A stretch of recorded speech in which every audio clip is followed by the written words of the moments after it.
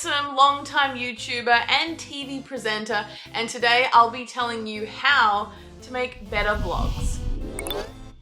So my first tip is lighting. It is super important to get some light into your video, and for me, I'm actually holding a ring light at my face, but I'm also really lucky to be filming in the daytime with a large light source out here. Check out my window. It's basically just a big sliding door, and that allows the whole room to be lit up fairly evenly and also give me a little bit of backlight. But watch what happens if I roll down the blind. Now I just have this ceiling lights on and it is yellow as heck. And to be honest, it's still decent. Let's turn the ceiling lights off. Not very good now. In short, learning about 3-point lighting is something that's going to improve the quality of your videos.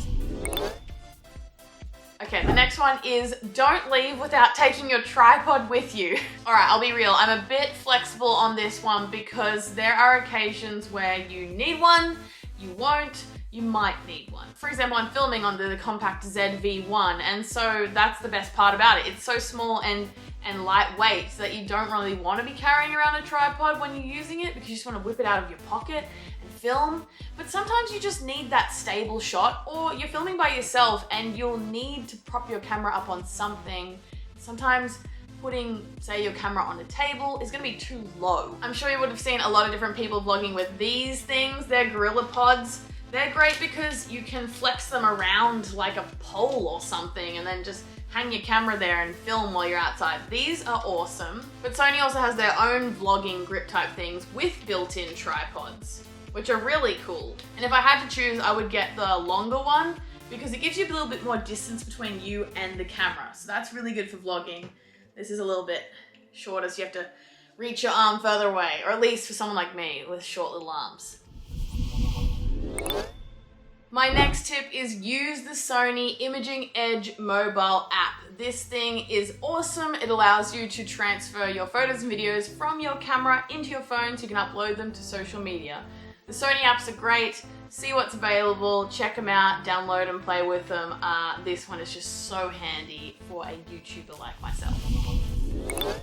Use a hotshoe extender. Look at this awesome setup. Look what I have here. This little Sony L-mount hotshoe extendery thing. I've got my camera and I've got my ring light, and it is just so good. This is incredible. You can use these kinds of things under your camera that will thread into a tripod mount screw, or you can even buy things like this that will go into a hotshoe mount if your camera has a spot for a hotshoe. So handy. Make sure eye autofocus is turned on while you're filming. See how it is locked onto my eye right now? No matter where I move, this camera knows. Keep me in focus. This feature was turned on when I got this camera. It's an amazing Sony feature, so just check it's turned on because, oh, it is cool. When it comes to filming on the go, vlogging outside, vlogging indoors, you always want to have some spare batteries on hand. I got one right here, literally. Oh no. But seriously, Sony has these awesome little NPBX1 batteries for a lot of their compact cameras.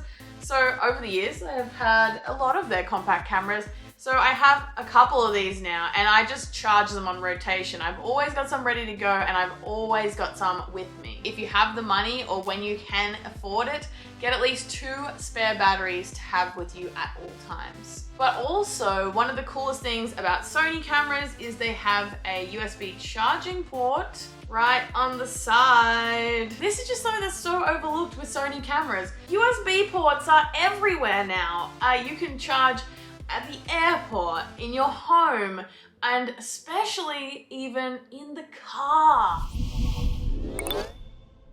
And my final tip before I go is please don't vlog while you're looking at yourself in the camera screen. It is so awesome that the camera has a flip out screen, but if you are looking in it like I am now, it's just less engaging, and it's one of my pet peeves if I'm being super critical. But to be honest, I would really prefer if people looked at the lens.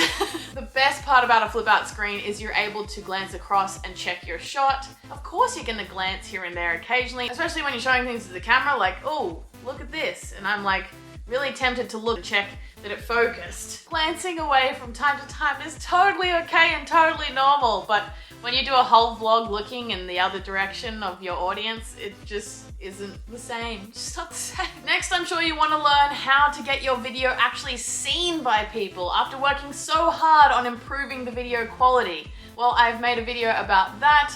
It is how to make a good thumbnail for your videos, which your thumbnail is like the poster board for your video. It's like the billboard that people see when driving past. If it doesn't catch their eye, then they probably won't click it, and that is how you're gonna get discovered. So look out for that video, but you can also find me on my YouTube channel, youtube.com/EllyAwesome. But for now, keep vlogging with Sony, and I'll see you next time.